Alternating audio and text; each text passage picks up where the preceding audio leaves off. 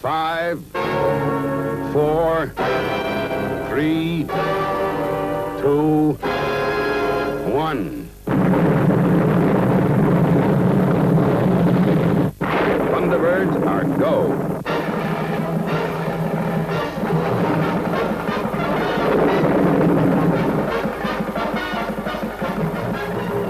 Yes, Mr. Tracy. No one could ever forget the Thunderbirds. Welcome to the best of children's television of the 1960s. This is a nostalgic look at some of the greatest programs from a decade that started in black and white and finished in glorious color. Among the classics, you're going to see Fireball XL5, Crackerjack, Blue Peter, Tales of the Riverbank, Supercar, and Jackanory.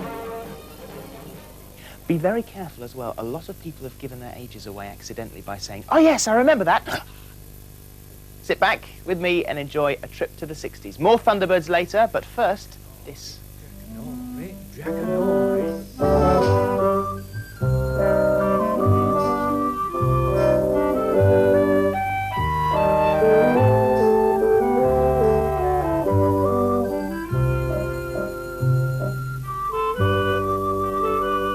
Jackanory.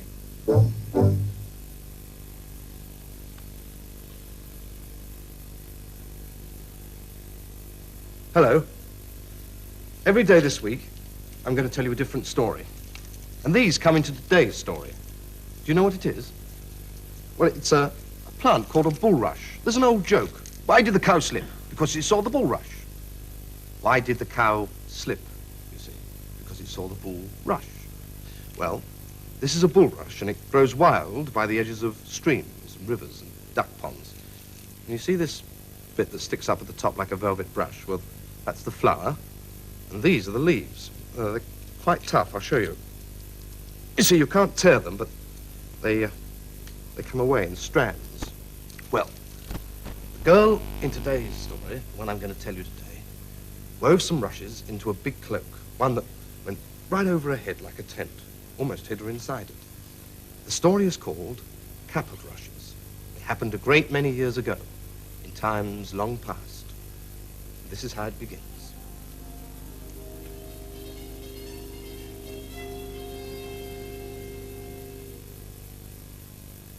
There was once a very rich gentleman, and he lived in a castle with a lot of fine lands. He had 3 daughters, whom he loved very much. The one he loved most was the youngest. And he liked to give them presents, and her particularly. And he gave her 3 dresses. One was of silver cloth, the second was of beaten gold, and the third was made of the feathers of all the birds of the air. Now one day, the man called his 3 daughters together, and he asked the first, "Daughter, how much do you love me?" And the first daughter answered straight away, "As much as I love my life." "That's good," said the man. Then he asked the second daughter, "Daughter, how much do you love me?" And the second daughter answered straight away, "Better than all the world." So he asked the youngest daughter, "Daughter, how much do you love me?" And she thought for a bit how she could answer him. And after quite a bit of thinking, she said, "I love you as much as meat loves salt." Now, her father wasn't very pleased with this reply. It didn't sound very good. Salt's a very ordinary thing. She'd taken a long time to think up her answer. So he got very angry and he said, "You don't love me at all. You can't stay in my house anymore. Now take your things and leave. I never want to see you again." Now the poor girl, feeling very sad that she couldn't please her father, whom she loved very much, packed up her 3 fine dresses in a big trunk, the one of silver cloth, the one of beaten gold, and the one made of feathers of all the birds of the air. Saying goodbye to her sisters, she left her father's house forever.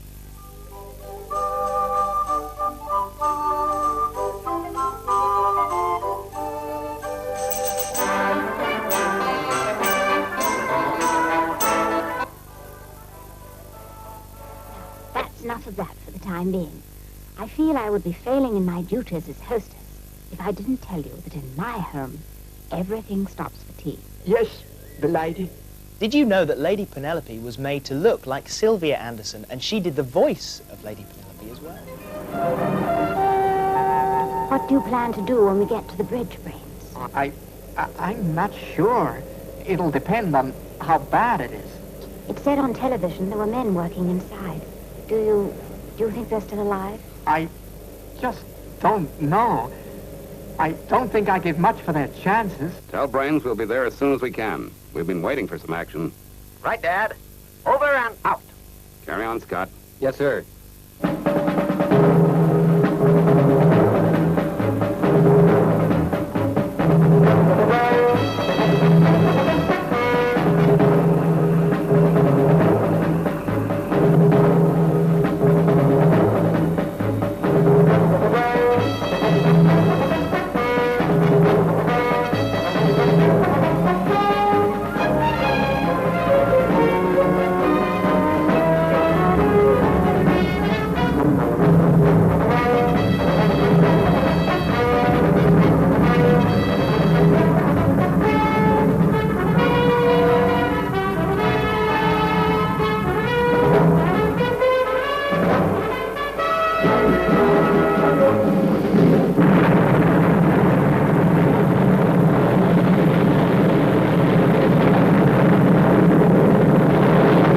Changing to horizontal flight.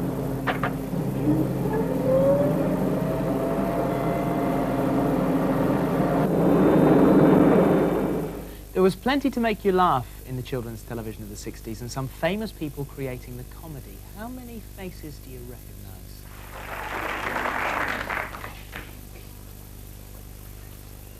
Good morning, schools. Have you got the special scientific apparatus ready for our science lesson? It consists of a pencil. Today, we're going to learn about a weighty matter, gravity. So let's get right on with our experiment. Pick up the pencil in your right hand, though if you're left-handed or suffer some disability, one of the others will do just as well. You'll find it best to hold your pencil between the fingers.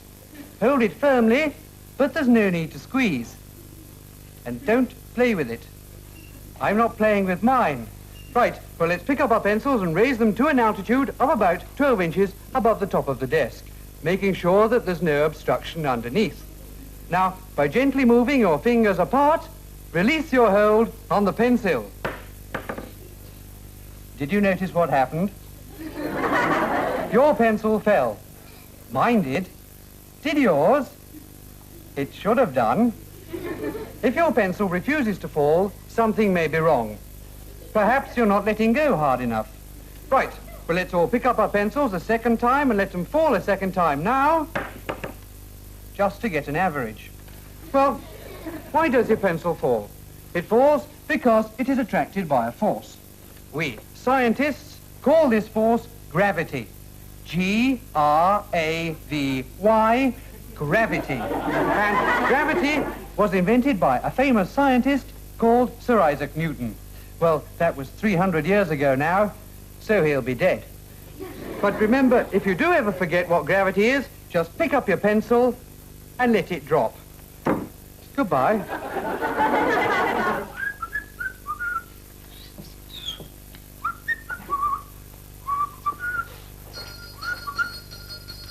Morning, sir. Morning. Could I have a dozen eggs, please? 2 pounds of stewing steak, half a pound of tomatoes, 3 pounds of potatoes, a lettuce, a tin of peas, and a packet of cornflakes, please. Yes, sir, certainly, sir. Thank you. There we are. What's that? A tin of shoe polish. I didn't ask for a tin of shoe polish. Oh, sorry, sir. No, sorry, sir. That's all right. Well? Oh, a dozen eggs, 2 pounds of stewing steak, a half a pound of tomatoes, 3 pounds of potatoes, a lettuce, a tin of peas, and a packet of cornflakes, please. Make up your mind, sir. But I don't know. I don't want that. Well, look, all right. Well, will you wait there so I'll serve this Um, gentleman, please? oh, yes. Just a moment. Hello, Mr. Jenkins, how are you? Hello. Could I have a tin of shoe polish, please? Yes, certainly. Morning. There we are. Dozen eggs, lettuce, tin of peas, and a packet of cornflakes. Oh, dear. Oh, never mind about the peas. Oh, There you are, thank Mr. Jenkins. Lovely. Would you put it on the bill? Yes, I will do indeed. Bye-bye. Cheerio. Now then, made up your mind? Could I have what that gentleman had, please? A tin of shoe polish. Yes. I'm sorry, sir, I sold the last one. So I'll tell you what I can give you. A dozen eggs, 2 pound of stewing steak, half a pound of tomatoes, 3 pound of potatoes, lettuce, tin of peas, And a packet of cornflakes. Oh, that would be all right. I'd just take that. Oh, there you are, sir. We've got hundreds of them.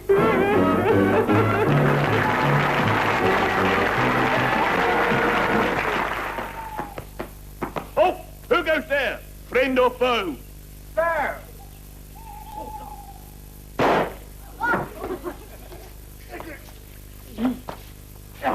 Well done, Foster. Just testing.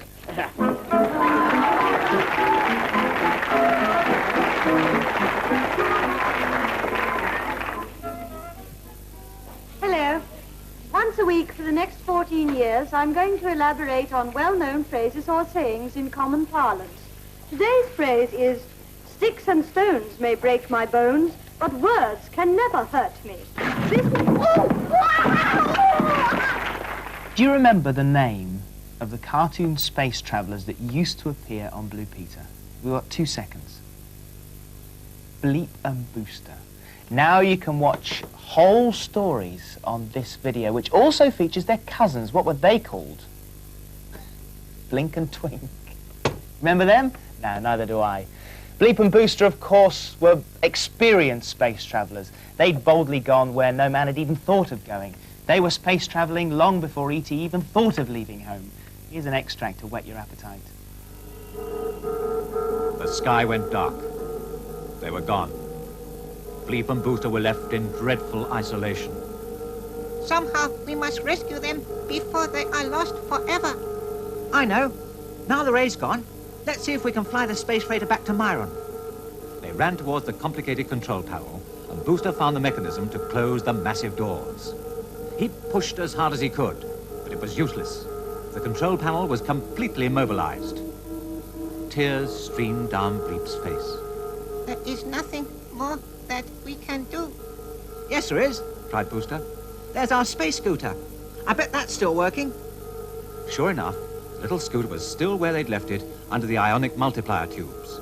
They dragged it out and tried the solar throttle switch. At once, the tiny jets came to life. There you are, Bleep, said Booster. We're not stuck on this planet forever. But the scooter has power for only 1 hour's flight. We will never be able to rescue my father and the crew. Of course we won't, said Booster. If you just say no to everything. As the boys argued, there was an odd crackling from the interplanetary communications transmitter. Emergency, emergency.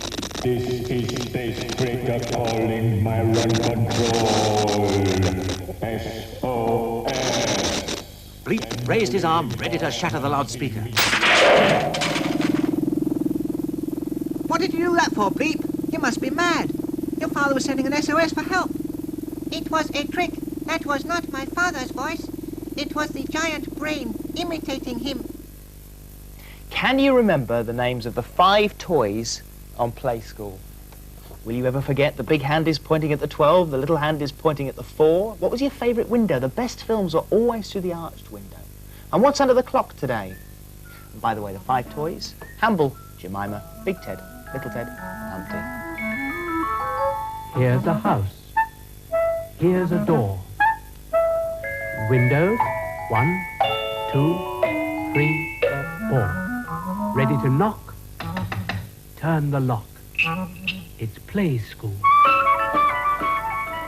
I'm giving you a clue. That's what time the clock will say. Can you guess what it is? Well, have a look. There, do you see? The long hand is pointing straight up to the top, so that means the clock says it's something o'clock. And the short hand is pointing up to the top too, to the 12. So the clock says it's 12 o'clock. We call that noon. 12 o'clock, noon.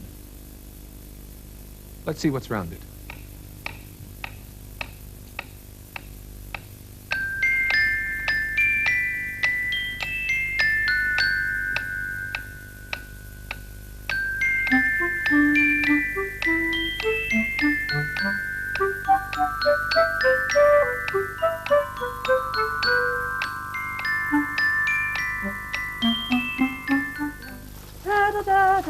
Hello. I've been looking for the toys. I want to show them these things because I'm going to make them something later on, and don't know where they've gone. I hope it's not far, though, because today's a very special day for the toys and the play school. They're playing hide and seek. Are they? Yes. And they want you to find them. All right. I say, do I get any clues? Yes, one to start with. And while you're searching, I'll sing a song. Right. Say, can you find the toys are hidden everywhere? Please be so kind. It won't take very long. Look all around at all the places they might be. Look high and low, their faces I can see. Like the sun, Julie's searching everywhere. She's searching everywhere for the toys. Like the sun, she's searching everywhere. She's searching everywhere for the toys. For the toys. Say, can you find the toys are hidden everywhere? Please be so kind. It won't take you very long. Well, I found little Ted and Jemima sit up, and big Teddy and Hamble. But I can't find Humpty anywhere.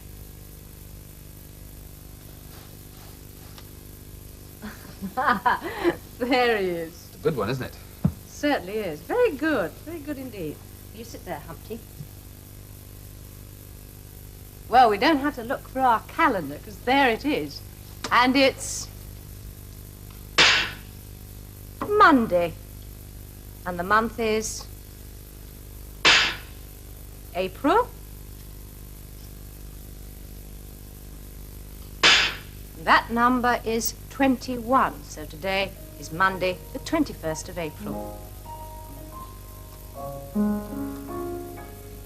It's Friday, it's 5 to 5, and it's... Ah, yes. Forgot about the pencils. Watch out in this for Eamon's three-piece suit. And also, if you were invited into the audience, you had to wear your school uniform.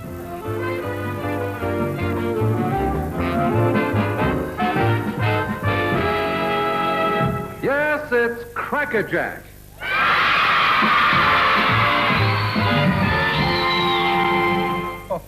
Oh, what a hooray at the end there.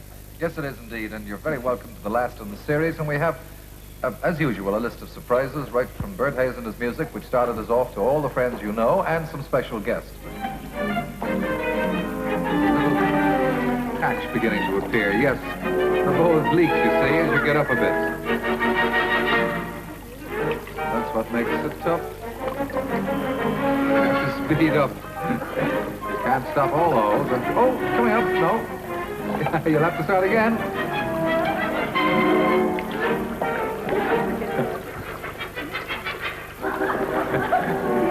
Gonna come right up. Oh, you have it, Jeff. All right, Barbara. Right, there's your hockey stick, Barbara. You can let it run away, and there's some chocolates for you. Come along, Daisy Mouse, come. No, I'm frightened. Oh, you're frightened. Well, there's no need to be frightened now. No. No need at all. There are very nice people out here in children, but just to come out with me for a little while anyway. There you are. Oh. Thank you very much. Have a look at everybody. Oh, it's really nice here. Oh, you like it? Oh, I do. Oh, there we are, you see. Can you see anything to be afraid of? Yes, your clock is horrible. Quiet. How are you? I just told you. What? I don't feel very well. You really don't feel well? No. And you know something? No. I was sick in Sunday school last week. Sick in Sunday school? Hmm. Oh, but you must never do that. Yes, you can. Can? I enjoyed it. Enjoyed it? Yes. There's a box in our Sunday school, Yes? and it says, all the sick. What happened? I did. I see. Who was the author of the book, The Swiss Family Robinson?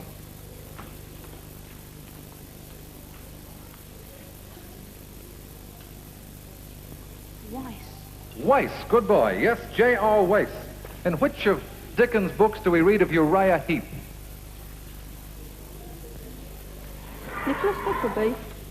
Nicholas Nickleby, no. Anybody know? David Copperfield? Yes? Oh, boy, oh, boy. Would you tell me, please, what is a dingo? Wild dog of Australia. A wild dog of Australia, yes? My goodness, I'm running out of questions here. When did the 20th century begin? Be very careful. 1900. And 1901.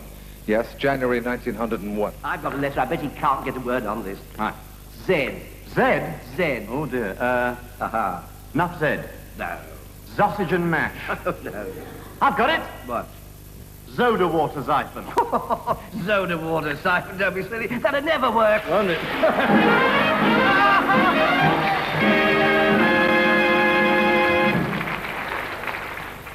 From classic jokes of our time to classic theme music, Enid Blyton created the most extraordinary controversy with her character Noddy. She upset all the sociologists.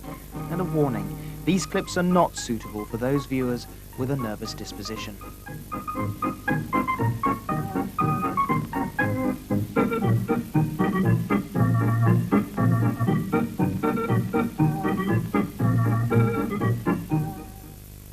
now, all I have to do is to press the little lever on the side and...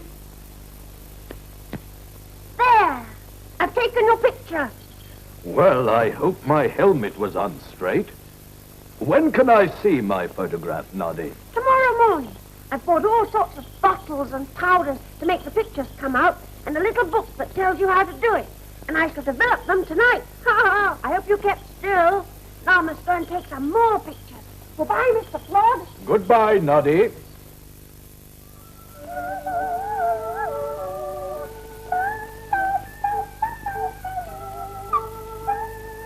Oh! Here comes Angela Goldenhair. Wonder if she'd like her picture taken. Oh, hello, Noddy. What have you got here? It's my camera. Stand still, and I'll take a photograph of you. Oh, how lovely. I'll go home and put my best dress on. No, I want to take it now. Don't move. Oh, wait a minute. I want to go out my shoelace first. Here we go. There. I think that should... Ooh. Noddy, you haven't taken it. Oh, yes, I have. Oh, but I wasn't smiling. I don't think that'll matter much in that picture. Oh. Now, I think it would look nice if I took your picture sitting in your deck chair. All right, like this. Oh, yes. That looks very nice. Now, smile big, yes? Ready? Yes. Here we go, then. 1, 2, 3. Oh! There they are. Good gracious, but they're all of you, Noddy. Or bits of you. There's just your hat in this one, and your ear in this one, and... Noddy, do you know what? You took them all with your camera pointing the wrong way. All the time you were photographing yourself. I know. I didn't know which was the front. Oh, I am silly. A programme that's run for as long and won as many awards as Blue Peter must have something really special, and it's not just the badge. One thing, of course, is that the presenters have been prepared to do almost anything.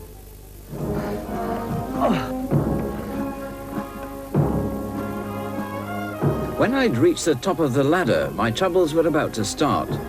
I then had to try to shin up the mast to reach the top, called the button. I'm out of breath. And this thing is wobbling up here.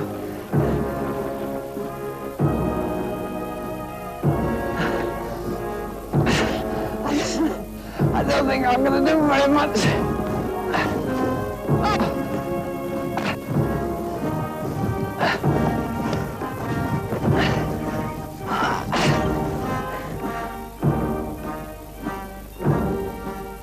I just couldn't manage it. My legs were feeling like lead.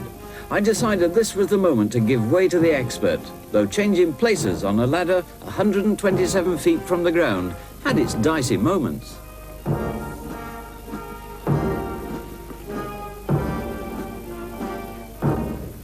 Get down, Val. Not to do that. Val, behave yourself. You're supposed to be well trained. Leave those gobstoppers in there. Oh, for goodness me, go down. Could I have some extra strong mints, please, and some golden syrup? Val, here to say. Like long life. Oh. Goodness, it's hard work doing the shopping with a lion. There you are. 5 shillings. Thank you. Look what I brought you. Yes. There you are. Isn't that beautiful? Are you going to be good? Come with me. Are you going to be good? Are you going to be good? See? Yes, yes, yes, yes. You must pause the dangers.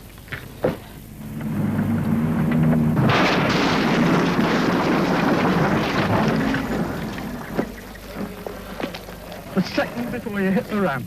You want to go straight back. You don't want to do it. I thought I was going over the top of it. I could hardly believe I was in one piece, but it had happened just the way John told me it would. But you wouldn't get me to do it again, not for all the tea in China. Goes like a bomb, doesn't she? Good things out of. At the end of the decade, Southern Television produced Freewheelers, an exciting drama series starring Sam Kidd. I'm going straight now. I haven't done a job for 10 years. You're going to be a bit rusty then, because I've got this job for you to do. You better find somebody else. There's nobody else for this sort of job, Oh, I've had enough of this. Drop me at the next bus stop. Oh, don't be a drag. Look, I want to get to art school alive. I want to get out.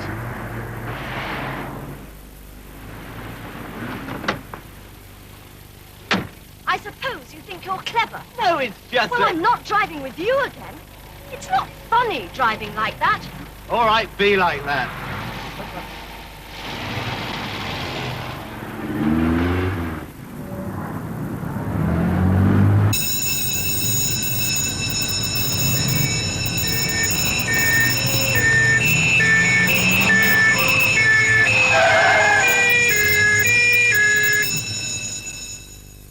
It has been said that you should never work with children and animals, which for children's television is a bit difficult, considering that most of the time they're the main ingredients. So on some programs you can't avoid it. Here's Desmond Morris, who was asking for trouble. He worked on children's television with animals.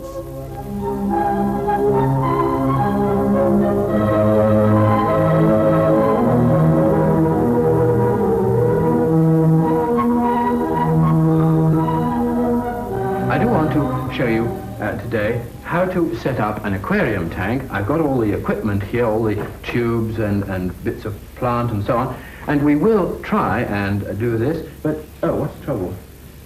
Excuse me. On my best carpet? Red ink? What sort of red ink?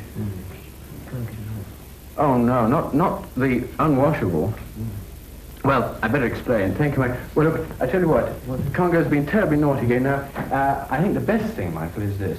If he's a very good boy, he can come and sit on the end of the table there and just play with perhaps one of his toys. But he must be good, or he'll have to... All right. Oh, this is terrible. You know, that's come along, Congo. Come and sit. What's that hat? Oh, this is something else. Congo, what's this? What have you done with this? Look, this is the inside. You've taken it out. You know, this hat belongs, I'm afraid, to the director of the program, and he left it up in my office. Where did you find it? In the waste paper basket. Well, I think perhaps we'd better move it out of the way. Now, Congo, you must be good today. because I'm going to tell people how to... What's under there? I'm going to tell people how to set up an aquarium tank, and if I can possibly get through it without too much interruption from you, I shall be very lucky. Now, first of all, we've got to fill the aquarium tank, and to do this, we have to have a lot of rubber tubing. Now, the best way, of course, is to put one end of it in the, not in your mouth, Congo, in the tap. You have to attach one end of it to the tap, of course, and the other end you put into the tank. But unfortunately, we haven't got a tap near enough today. So what I'm going to do instead is to use a bucket of water and just pour it straight in. Now, if you have to do this, it's very important to put your plants in first. So I'm going to put my plants, these are very valuable incidentally, and they're not to be eaten. Congo. Look, now you go and sit over here and be good, right? Now, I'm going to put the plants in the...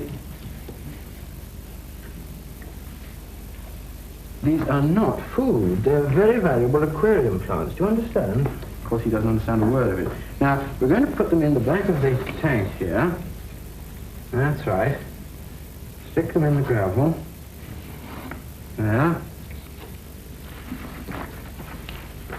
That's my duster. Thank you. Put a few more in.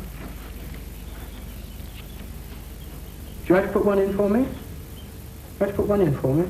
No, all right. Do it myself. Like this. This is a different kind of plant here. It's willow moss, which is very useful. It grows very quickly. Put that in. Then we're going to take a piece of paper, you see, which is cut to the size of the aquarium tank here, and lay it flat in the bottom. And then I'll put a saucer here into the tank. Now, where's the water? Oh, it's under here somewhere. If I can find it. I saw you. Now, water goes in.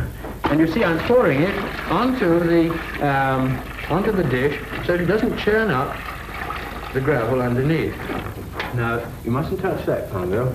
I'm going to put that over the water. You can see what a job I have trying to get anything done with Congo about. It's terribly difficult to get any work done at all. Now I have some more water. I got some more down here. Oh, it's going all over the place. Another bucket of water. There we go. Pour it in very gently, and by pouring it onto that basin, I prevented the gravel from getting churned up. Let's put this over there. Here.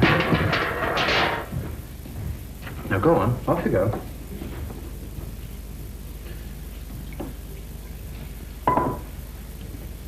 Now we can take out the paper.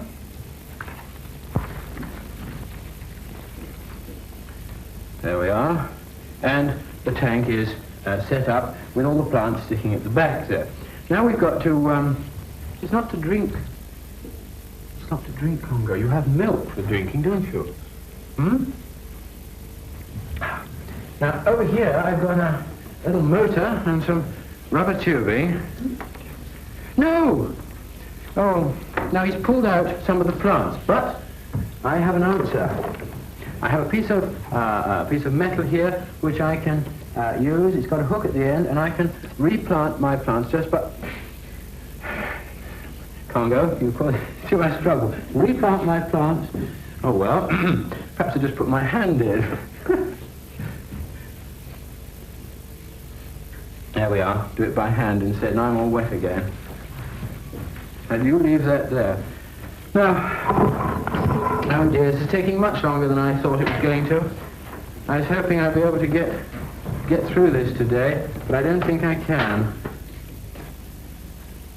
Now, just finally, we've got the tank set up, but we want some air in it, so I put in that, switch on the engine, and here we are. I think you can see now the bubbles of air coming through there to keep the water fresh.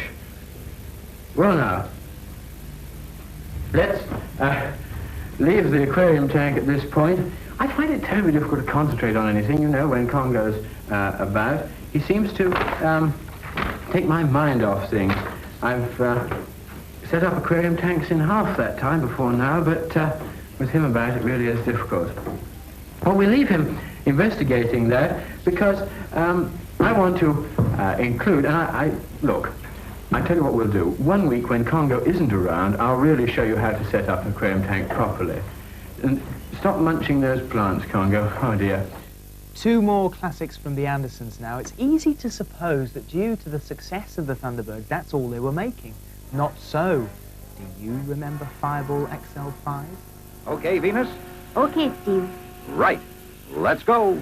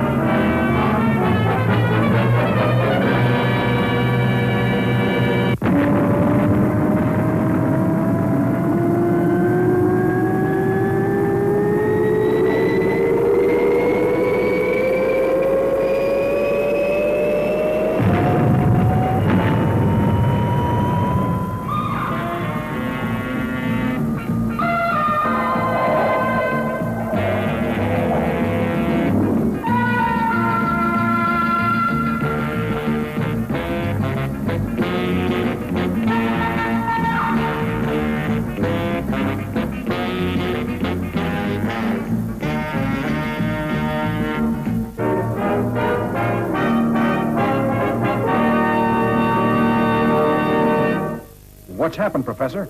The interceptor exploded before it reached the target. It was exploded by radio waves. There must be a crew on board. Yeah, a suicide crew. Interceptor 2.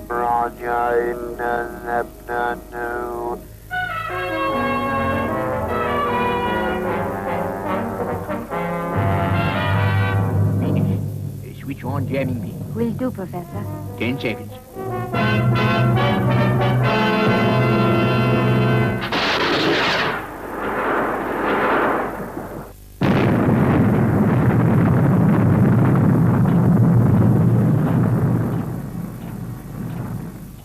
He's done it!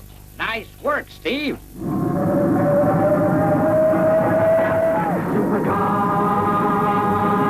Supercar, with beauty and grace, fast as can be. Watch it fly through the air. It travels in space or under the sea, and it can journey anywhere. Supercar, supercar. It travels on land or on the sky, through the heavens' mighty rain. It's Mercury man, and everyone cries. It's the marvel of the age. Supercar, supercar, supercar.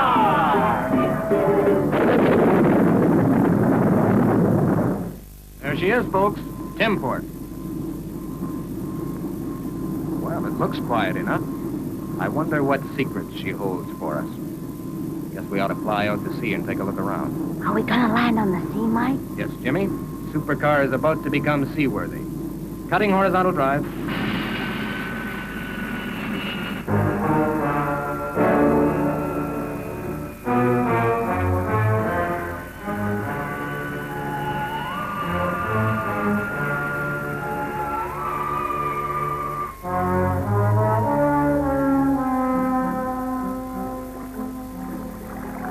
Switching to turbo drive. The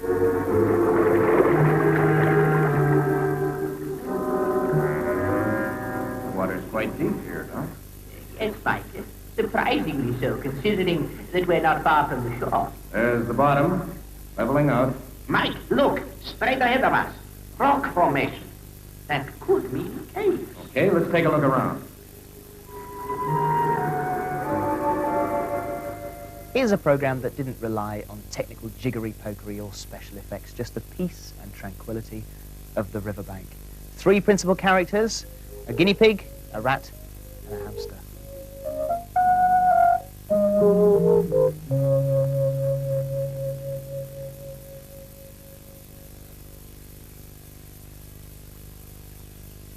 Spring was moving in the air all along the river.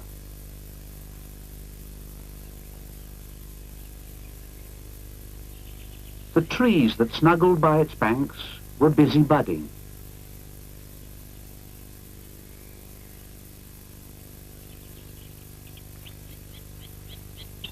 The birds were busy feeding their newborn chicks.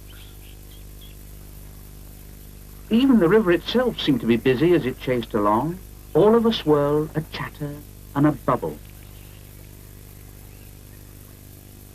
Everyone was busy, including Mr. Roderick Rat. Now, where did I put that pot of paint? And Mr. Guinea Pig. Well, it should go now, all right. And, of course, Hammy the hamster. Well, that's got the seeds planted, though I'll just wash myself up a bit. But Roderick found spring a bit like hard work. For every year, just at this time, he had to prepare his boat. He had to clean it inside out and all the way back again. He had to adjust the motor. And then he had to paint the hull with a bright new colour. And in the end, he had to admit that his boat did look very smart indeed. Well, now, I'll go and invite my friends to the launching, yes. And he hurried indoors to write the invitations. First, Hammy poured an acorn cup of best bluebell wine over the bow.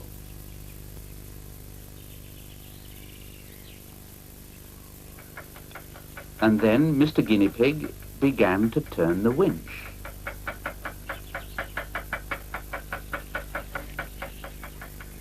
Roderick's boat slid down to the water.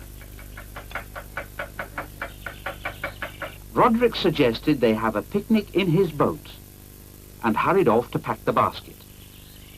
Oh, jolly good chap, that Roddy. I could just do with a meal.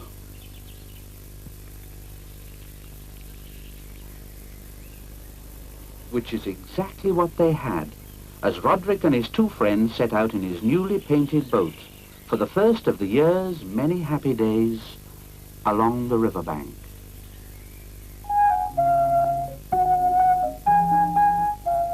There you go, that's your trip through the 60s, some great memories. If you want to relive some more children's television classics, remember the other programs in this series, the best children's television of the 70s and the 80s. In the meantime, we'll leave you with this. Have you got a piece of chalk? A piece of chalk? Oh yes, yes, some chalk. You're ready? Yes, that's all right. Right, put 1 O. 1 O, yes. Put 2 O's. 2 O's, Put yes. 3 O's. Oh, 3 O's. Put 4 O's. Oh, well, yes, 4 Put O's. 5 O's. Put 6 O's. Put 7 O's. Potatoes! What was that? Potatoes. Oh, yes, potatoes, yeah. Oh, I see. Oh, dear, no, look, I'm not really very good at teaching. Now, look, I tell you what, now, children, all be very good and do some reading until the teacher comes back. All right, now, I'll be going off now. Bye-bye, Topo. Yes, but, Judd, don't forget to come and fetch me. No, I won't forget. Now, everybody be good. Bye-bye, children. Bye-bye, Judd. Bye. What should we do now? I know. Let one of us be the teacher and we can have some funny lessons. Oh, yes. Let's be teacher. Yes, What is all this, children? That's teacher's apparition. Apparatus. What is apparatus? That is for science. Dr. Winklebutton teaches it to the big boys. Makes nasty smells with it. Oh, and then let's do that. Oh, what have we here? Oh, let's take some of this and we'll put it into this one. Oh. Do we smell anything? No smells yet. You have to put lots of things in for anything happens. Oh, right. We'll put lots of things in. Come on. Shall I put it up the top here? Oh, yes. What is it called? In it goes, eh? Right. Right. Hey! What is happening? It's happening everywhere! Help! What do you do to stop it? Help me to stop it! Help me! Quiet, everybody. What's happening? What's going on? Topo, what are you doing? Come here, Topo. Ah, yes, there you are. Look, what have you been up to? Goodness gracious me. Can't I leave you on your own for 5 minutes? Now then, what have you learned? I haven't learned anything. I've been teaching science. Oh, whatever will Dr. Winklebutton say when he comes back? I don't think we'd better wait. Come on, let's go! Bye-bye, children. Bye-bye. See you